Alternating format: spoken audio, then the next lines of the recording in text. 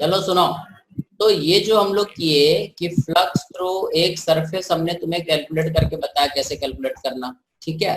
6 surface से flux कैसे करना, ये जो दोनों क्वेश्चन हम लिए इसमें तुम लोग को डाउट है तो जरा बता दो। एक हमने क्वेश्चन ये इलेक्ट्रिक फील्ड अगर एक्स एक्सिस के लॉन्ग था तो क्या होगा, और electric field along Y axis के लॉन्ग है तो क्या होगा, है ना। ये दो चीज हम लोग डिस्कस किए, ये दोनों में अगर तुम्हें कोई डाउट है, ये एक इलेक्ट्रिक फील्ड था लॉन्ग एक्स एक्सिस, और एक क्वेश्चन हम लोग लिए electric field along Y axis, है ना ये वाला। ये दोनों में कोई डाउट है तुम लोगों को? नहीं सर। तो ये जो अपन डीए वाला जो डिफरेंस आ रहा है वो आई और जे के कारण नहीं आ रहा है ना, मतलब जो इलेक्ट्रिक फील्ड की डायरेक्शन है, जैसे जो दोनों क्वेश्चन में डिफरेंस आई कैप और जे कैप के कारण नहीं आ रहा है ना, कि इलेक्ट्रिक फील्ड एक में एक्स एक्सिस के लॉन्ग था और एक में वाई एक्सिस के लॉन्ग था। ऐसा नहीं मान लेना है कि इलेक्ट्रिक फील्ड अगर एक्स एक्सिस के लॉन्ग है तो सभी का वही आंसर होगा जैसा वाई एक्सिस के लॉन्ग है, मतलब अलग अलग सिचुएशन है। हर क्वेश्चन को जब भी फ्लक्स निकालना है तो देखना पड़ेगा कि किस तरह का इलेक्ट्रिक फील्ड है। समझ में आ बात? इसमें अगर आई के लॉन्ग है तो कैसे सॉल्व करना है, 6 सरफेस से क्या क्या फ्लक्स निकलेगा, इसमें बाकी 5 से 0 था और छठे में फ्लक्स आया, सिर्फ इसमें आया, है ना। जबकि अगर वाई डायरेक्शन में इलेक्ट्रिक फील्ड था तो इससे फर्स्ट सरफेस से भी फ्लक्स बना, है ना। फर्स्ट सरफेस से फ्लक्स हमारा 0 आया, सेकंड सरफेस से फ्लक्स बना, और सिक्स सरफेस से फ्लक्स बना, सॉरी फिफ्थ सरफेस से फ्लक्स बना।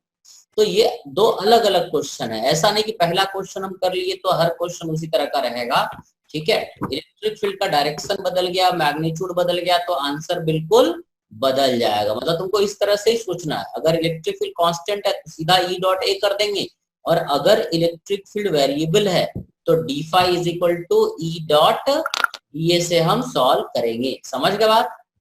हाँ सर।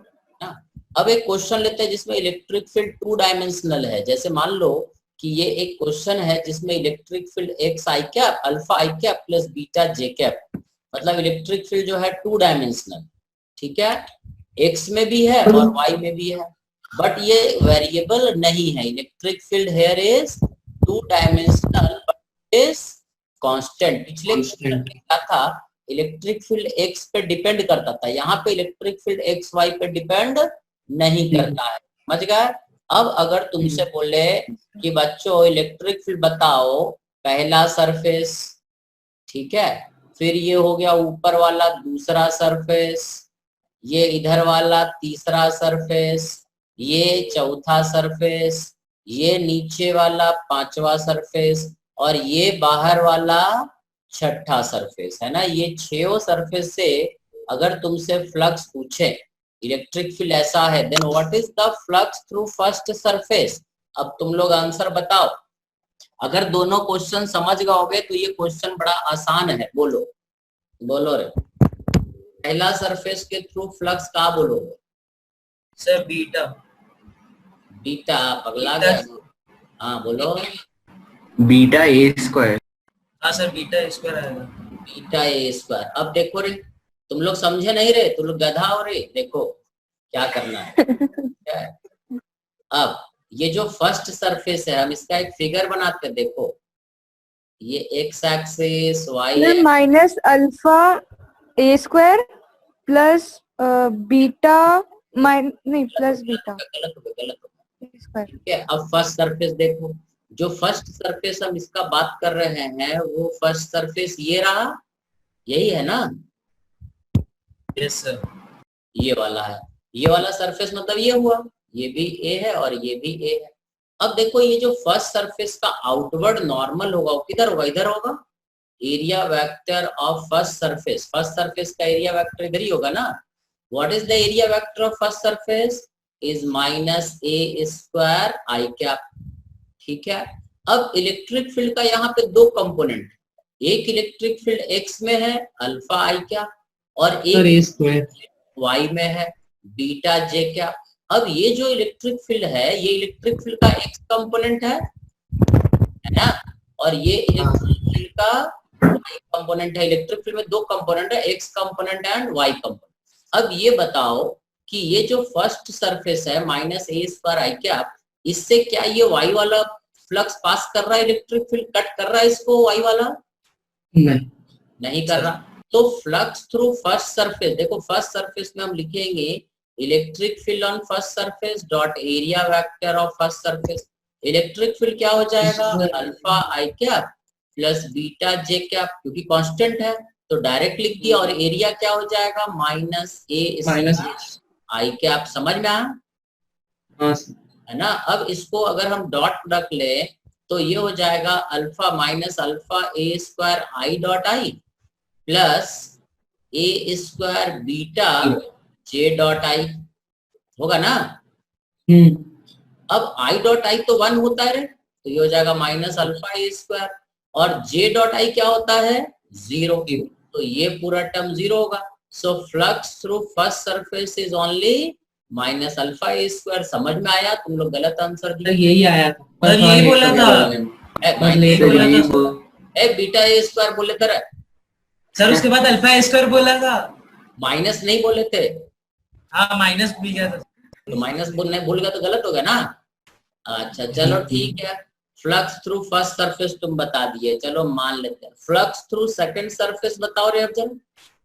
ये जो ऊपर वाला सरफेस है, ये सरफेस से फ्लक्स बताओ, बोलो। फ्लक्स थ्रू सेकंड सरफेस बताओ। Sir plus beta A square plus beta square. Very good, plus beta A square, क्योंकि यहाँ पे दो इलेक्ट्रिक फील्ड होगा, एक्स और एक वाई, है ना। तो वाई तो एक्स तो 0 कर देगा और एरिया वेक्टर इधर ही रहेगा E2। तो फ्लक्स जो यहाँ बनेगा that is E dot a, है ना। तो E हमारा हो जाएगा अल्फा एक i cap plus beta j cap dot a. Area कैसा होगा, ये ए स्क्वायर जे कैप, सही ना। देखो अगर एक्सप्लेन करना होगा तो बता देना। फाई 2 हमारा हो जाएगा बीटा ए स्क्वायर, ठीक है। इसी तरह से phi 3 flux through this outer surface, ये वाला surface minus beta A square minus beta square 0 है क्या। माइनस बीटा अरे 0 तो मैंने हाँ सब नीचे वाला समझ लिया। नहीं भाई लिखा हुआ है, एरो बना। सर नीचे वाला ही तो है, नीचे वाला ऊपर वाला है। अच्छा ये हाँ ये फिफ्थ का आंसर है। ये, हाँ ये है थर्ड सरफेस। तो A3 क्या है, ए स्क्वायर के कैप, और इलेक्ट्रिक फील्ड क्या है alpha i cap plus beta j cap. के डॉट आई भी 0 और के डॉट जे भी 0, so flux through third surface is 0। इसी तरह से flux through fourth surface, fourth मतलब पीछे वाला सरफेस है, ये वाला बैक साइड इधर वाला, अल्फा ए स्क्वायर। अब 0 पे फोर्थ वो भी 0 है। वो पीछे वाला है, मुझे लगा 6th है। अबे ये वाला इधर एरिया ऐसा होगा और इलेक्ट्रिक फील्ड इधर। हाँ सर समझ गए, मुझे लगा वो इस साइड राइट वाला है।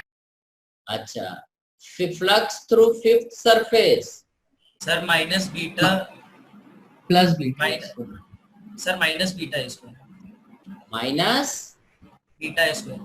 बीटा हाँ माइनस ऊपर वाला प्लस। फिफ्थ सरफेस का एरिया नीचे होगा, इलेक्ट्रिक फील्ड एक्स वाला रहेगा और वाई वाला। तो वाई वाला तो फ्लक्स बनाएगा नहीं भाई, एक्स वाला तो फ्लक्स नहीं बनाएगा। एरिया वेक्टर नीचे है और इसके बीच एंगल कितना है, A5 नीचे रहेगा माइनस ए स्क्वायर जे क्या, ठीक है। तो फ्लक्स क्या बनेगा माइनस बीटा, और flux through six surface alpha square plus alpha square. Very good, alpha a square. बात समझ में आ गया।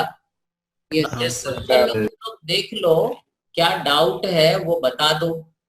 इस सरफेस में देख लो किसको क्या डाउट है, जरा बता दो।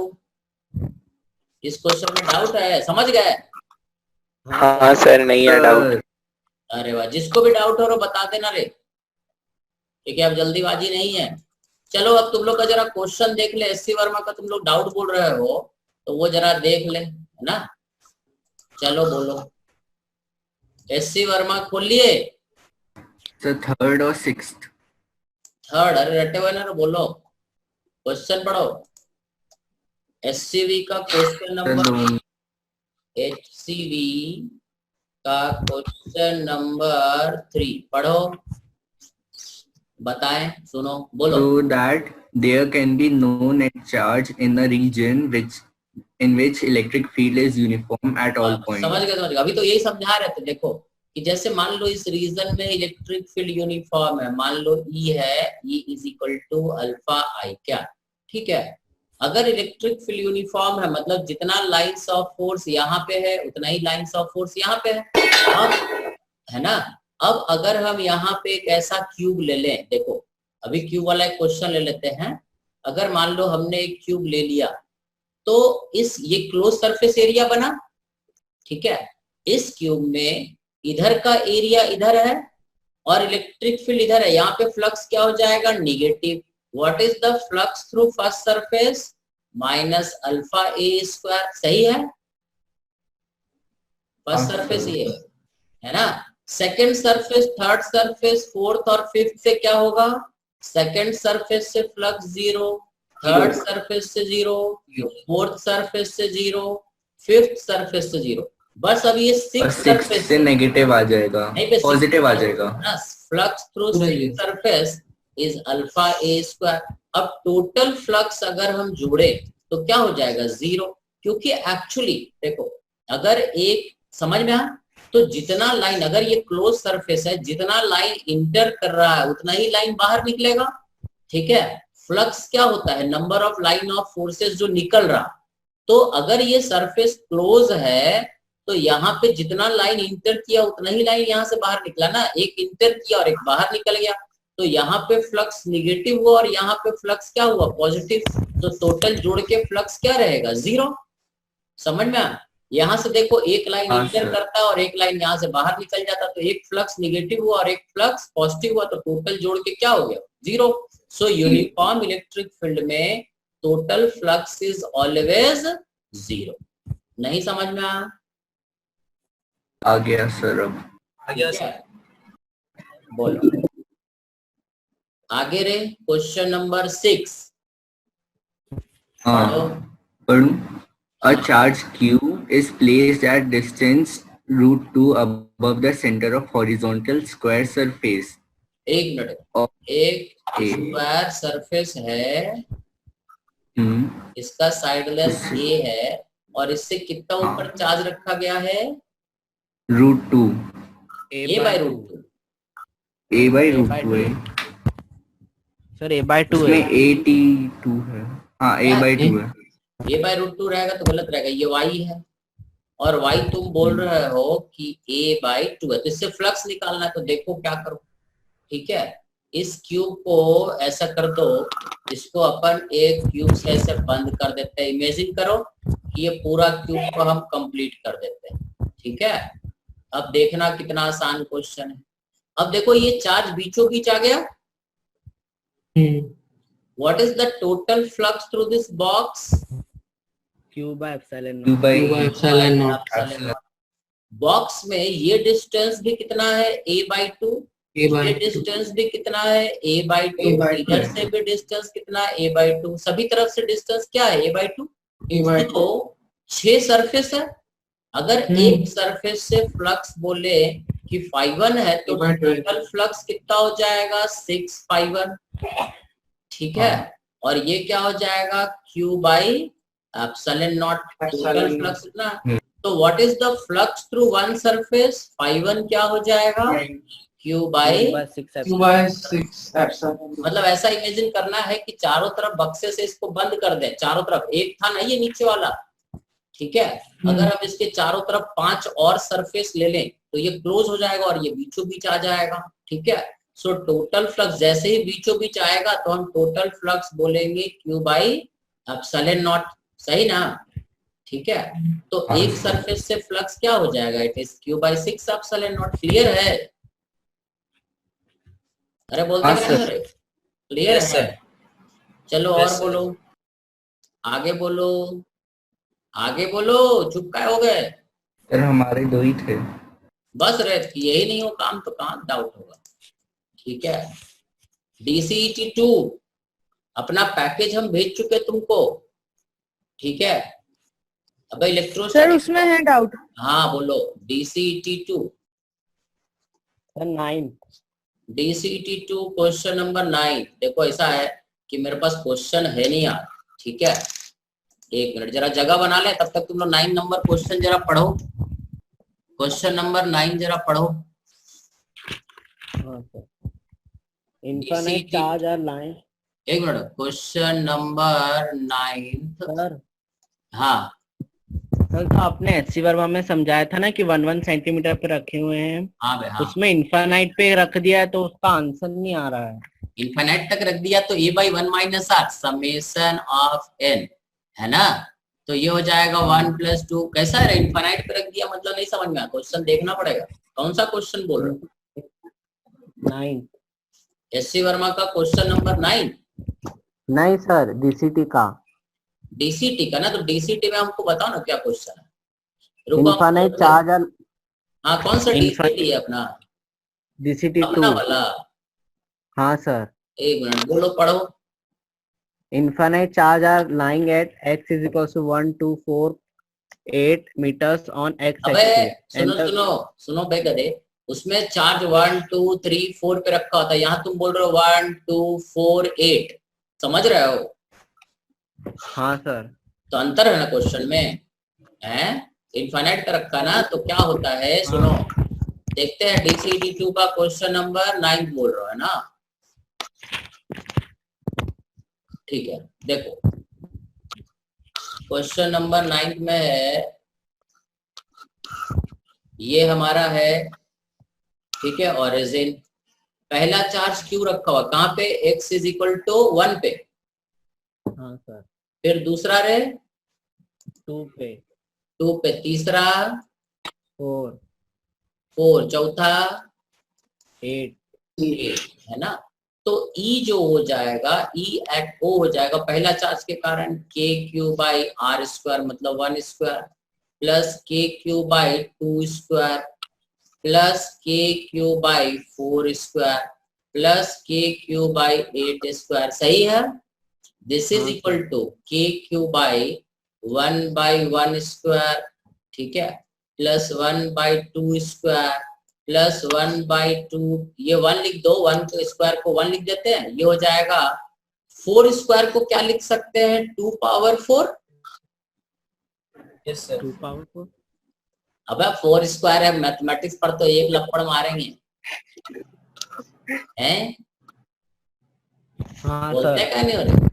और ये लिख सकते हैं 8 है रे, तो 8 को क्या लिख सकते हैं? 2 × 2 × 2 पावर, तो 2 टू द पावर 6। बोलते क्या नहीं हो रही?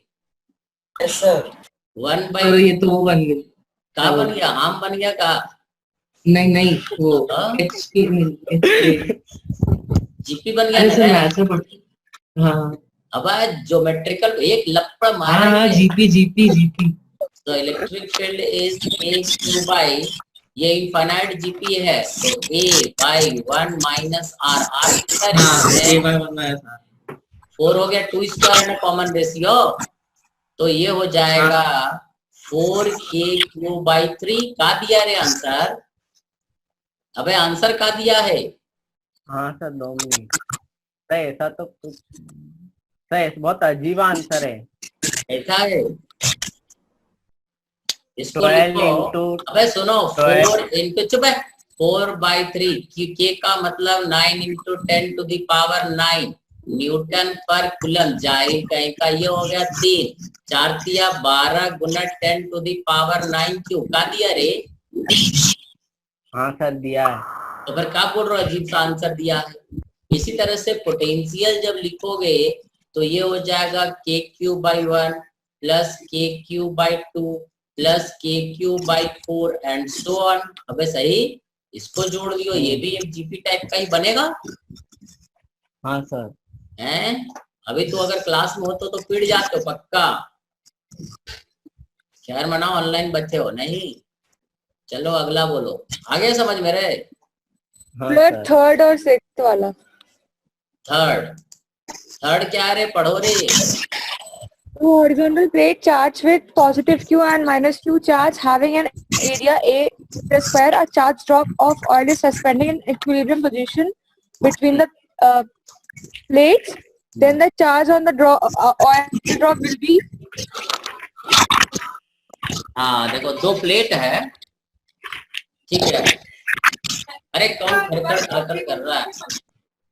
हाँ वैभव, काहे हाथ उठाए हो? बोलो। सर हाथ नहीं उठाया, वो ताली दे रहा था मैं। अच्छा ताली दे रहे थे। अच्छा, दूसरा हाथ हम लगावे। क्वेश्चन नंबर 3 है ना, थर्ड क्वेश्चन। थर्ड क्या रे, जरा बताना, पढ़ना एक बार भूल गया। हाँ, 2 प्लेट है, ठीक है। ये 2 प्लेट है, इसके ऊपर मान लो -q है और इधर +q है ना, और ये चार्ज ऐसा सस्पेंडेड है। थोड़ा सा देखो, यहाँ पे चार्ज ऐसे है प्लस, इसका वेट लगेगा mg, और यहाँ पर जो इलेक्ट्रिक फील्ड होता है, देखो एक सीट के, ये चार्ज प्लेट है, तो सीट के कारण इलेक्ट्रिक फील्ड हम लोग निकाले कि अगर एक सीट था तो इलेक्ट्रिक फील्ड क्या होता है, इट इज, क्या लिखे थे इलेक्ट्रिक फील्ड, क्या लिखे थे? अब हम मूव कर रहे हैं, बड़ी आवाज कर रहे हैं। KQ upon हाँ, क्या लिखे थे बोलो? KQ upon A square। KQ upon A पर नहीं, एक इनफाइनाइटली, जैसे डिस्क के कारण हम लोग इलेक्ट्रिक फील्ड लिखे थे ना, सिग्मा बाय अच्छा 2 एप्सिलॉन नॉट, याद आया? हाँ। और सिग्मा क्या हो जाएगा, sigma is equal to Q by area, तो यहाँ पे सिग्मा का वैल्यू Q बाई एरिया रख देते हैं। तो इस सीट के कारण इलेक्ट्रिक फील्ड हो गया Q by 2 epsilon naught area, है ना। ये E1 हो गया नेगेटिव सीट के कारण, और ये भी बहुत बड़ा सीट है, इसके कारण भी पॉजिटिव है, तो इसके कारण भी इलेक्ट्रिक फील्ड ऊपर E2। तो टोटल इस रीजन में E1 इतना है और E2 हो जाएगा Q by 2 epsilon naught area, क्योंकि sigma charge per unit area होता है। अगर इस पे चार्ज Q है और अगर इस प्लेट का एरिया A है, तो सिग्मा क्या हो जाएगा, Q बाई एरिया। और एक बहुत बड़े सीट के कारण electric field sigma by epsilon not होता है। हाँ सर। ठीक है, सो टोटल इलेक्ट्रिक फील्ड इस रीजन में क्या हो जाएगा, E1 प्लस E2, ये भी और आगे पढ़ेंगे हम लोग गॉस लॉ में। ये हो जाएगा Q by epsilon naught into area. अब देखो इस चार्ज पे जो फोर्स लगेगा, इस पे मान लेते हैं चार्ज कितना है Q, तो इस पे एक फोर्स लगेगा QE और एक फोर्स लगेगा mg, सो दिस QE, ठीक है, must be equal to mg। अगर ये दोनों अपवर्ड फोर्स और ये mg बराबर हो जाए तो तैरता रहेगा। सो QE का मतलब हो गया Q by epsilon naught into area must be equal to mg। तो अपने को कैपिटल Q पूछा है, कैपिटल Q हो जाएगा mg epsilon naught area by small q। This is the answer. समझ में आया रे? क्या दिया रे? थोड़ा यस सर। कुछ आंसर ऐसा दिया है, चेक करना पड़ेगा। देख लेना। हाँ सर दिया है। हाँ सर। हाँ सर ये दिया है। कि अपन एक क्वेश्चन किए थे, शायद तुमको याद होगा, कि अगर एक डिस्क लिए, इसके ऊपर चार्ज था, ठीक है, सिग्मा, तो इसके कारण एक डिस्टेंस दूर इलेक्ट्रिक फील्ड क्या लिखे थे, एक कौन खड़खड़ करता रे, ठीक है, इलेक्ट्रिक फील्ड लिखे थे, फिर म्यूट कर देंगे, sigma by 2 epsilon naught 1 minus x by root over x square plus r square. अगर r इनफाइनाइट होता है तो फील्ड ये क्या हो जाता है, 0, तो electric field sigma by 2 epsilon not बचता है। तो एक बहुत बड़ा प्लेट अगर है ना, और इसके ऊपर चार्ज यहाँ मान लो रखा हुआ है, तो यहाँ पे इलेक्ट्रिक फील्ड क्या हो जाएगा, इसके कारण इलेक्ट्रिक फील्ड होगा E is Q by 2 epsilon naught, जो यहाँ हम लोग यूज किए। नीचे भी एक सीट है पॉजिटिव, तो पॉजिटिव के कारण फील्ड ऊपर ही लगेगा E2, ठीक है, E1 E2, और टोटल इलेक्ट्रिक फील्ड क्या हो जाएगा, E1 प्लस E2। और अगर यहाँ पे चार्ज है तो इसके ऊपर फोर्स लगेगा Q इंटू E, और इसका वेट नीचे एक्ट करेगा mg, और अगर ये यहीं पे रुका हुआ है तो mg और QE बराबर। समझ में आया रे? हाँ सर। Yes sir. ठीक है, ये भी और प्लेट वाला क्वेश्चन अभी और हम लोग करेंगे गॉस लॉ में, थोड़ा गॉस लॉ कंप्लीट करें ना, तो अगले क्लास में ये सीट वाला क्वेश्चन और करेंगे, ठीक है। चलो तब तक आगे बोलो। और वो सिक्स्थ वाले में ऑप्शन मतलब से ऊपर नीचे लग रहा है। Two particles of masses m and 2m with charges 2q and 2q are placed in a uniform electric field E and allowed to move for the same time, the ratio of kinetic energy will be. तो इसका ए आ रहा है। हाँ देखो वहाँ पर वो 2 अरे हाँ ना, रुको तो घबराओ नहीं। ये क्या है, इलेक्ट्रिक फील्ड ई है, एक चार्ज है जिसके ऊपर चार्ज कितना है, दोनों पे चार्ज बताओ। 2q सेम है, मतलब दोनों का 2q है। 2q और 2q चार्ज है। मास क्या है? मास m और 2m। 2m है और बस सेम टाइम तक चला। हाँ ठीक है, तो देखो सेम टाइम तक चला तो फोर्स क्या लगा, force is equal to 2q into E, that is equal to m into a. ठीक है, सो A1 हो जाएगा, हमें निकालना क्या है, रेशियो ऑफ काइनेटिक एनर्जी। ठीक है, सो A हो जाएगा 2QE बाई m1। ठीक है, और V हो जाएगा, V1 हो जाएगा UT plus half A into T square. तो ये A1 रखेंगे, टाइम तो सेम है, सो इट इज 1/2 A मतलब 2QE by m1 into T square. ठीक है, सो ये 2 और 2 कट जाएगा, V1 हो जाएगा QE और पहला पार्टिकल का मास कितना है m इंटू टी स्क्वायर। तो kinetic energy of first particle हो जाएगा 1/2 m इंटू वी स्क्वायर मतलब q square e square by m square into T square. mm cut जाएगा, काइनेटिक एनर्जी मेरे को नहीं सुनना, तेरे को क्या समझ में आएगा है क्या हुआ रे। Kinetic energy of first particle हो गया q square by 2m into T square. इसी तरह से kinetic energy of second particle के लिए यहाँ m के जगह पे लिखेंगे q है ना, काइनेटिक एनर्जी 1/2 m हो जाएगा 2m इंटू v2 स्क्वायर, और यहाँ v2 के लिए लिखेंगे v2 इज 1/2 a2 क्या हो जाएगा 2QE बाई m2 कितना 2m इंटू टी स्क्वायर। ये 2 कट जाएगा, ये हो जाएगा 1/2 2m और v2 हो जाएगा QE इंटू टी का स्क्वायर। यहाँ पर स्क्वायर करेंगे तो पावर 4 हो जाएगा, गलती लिख दिया है ना, ये हो जाएगा पावर 4 इतना बाई 2m का होल स्क्वायर। ठीक है, तो ये 2m कट जाएगा, ये बचेगा 1/2 q square e square T power 4/2m। ये काइनेटिक एनर्जी फर्स्ट है और ये काइनेटिक एनर्जी सेकंड है। ठीक है, तो इसको हम लिख सकते हैं this is 1/2 into 1/2 q e square T power 4/m। ठीक है, so this is equal to kinetic energy of second particle is 1/2 times kinetic energy of first particle। का दिया रे आंसर सर 2:1। हाँ तो 2:1 हुआ ना, यहाँ से देखो तो ये हो गया ना, ये काइनेटिक एनर्जी यहाँ से हम लिखेंगे, समझ में आया ये kinetic energy of particle, kinetic energy of second particle is 2/1। सही है आंसर। हाँ सर। समझ में आया क्या गलती हुआ, तुम लोग ध्यान देना गलती, और इसको फिर से दोबारा बिना सॉल्यूशन देख के करना। ठीक है, चलो सर मैंने तो कुछ भी कर दिया था। अरे वाह, वेरी गुड। बोलो रे, और क्या है DCT2 में? सभी इतना ही है। चलो फिर अब अगले दिन परसों और कुछ पूछना है तो बता दो।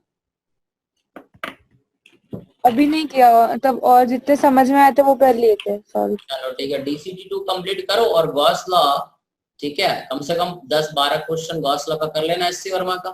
ठीक है, परसों मिलते हैं। ठीक है, thank you sir. Bye sir. Bye.